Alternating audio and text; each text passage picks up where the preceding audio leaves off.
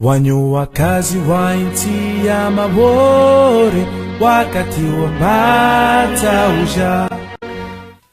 Les habitants de Mayotte ont des demandes fortes, car ils veulent que leur île se développe.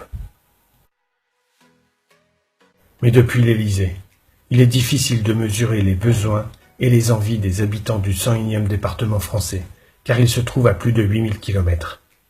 Nombreux sont les métropolitains qui ne savent même pas où se trouve l'île et qui ignorent qu'il faut compter plus de 10 heures d'avion pour s'y rendre.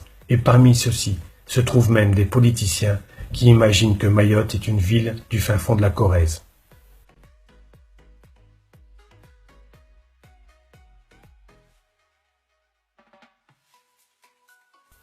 Mais quand on découvre l'île, on constate qu'il s'agit d'un morceau de terre plus petit que le territoire de Belfort, au cœur d'un lagon fermé par une barrière de corail entrecoupée de plusieurs passes, dont l'une d'elles est connue mondialement. Et ce lagon est le berceau d'une biodiversité particulièrement dense. L'île bénéficie pourtant d'une situation géographique hors norme, puisqu'elle se trouve à l'entrée nord du canal du Mozambique, entre l'Afrique de l'Est et Madagascar, qu'elle a pour voisins directs 2 États indépendants et une multitude de pays potentiellement partenaires économiques. Alors, il faut mettre en chantier ce qui doit évoluer pour que Mayotte commence à rayonner sur elle-même et sur ses voisins directs.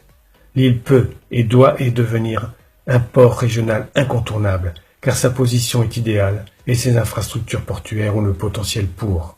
Mais Mayotte peut aussi rayonner dans tout l'océan Indien, car elle se trouve sur une des routes maritimes les plus importantes du secteur, et que l'ensemble des pays côtiers ont organisé des échanges économiques entre eux au sein d'organisations internationales, comme le marché commun de l'Afrique orientale et australe, ou l'association des pays riverains de l'océan Indien, ou encore la communauté de développement de l'Afrique australe. Si le trafic maritime dans l'océan Indien est ainsi aujourd'hui, nous pouvons faire en sorte que la route principale passe par Mayotte.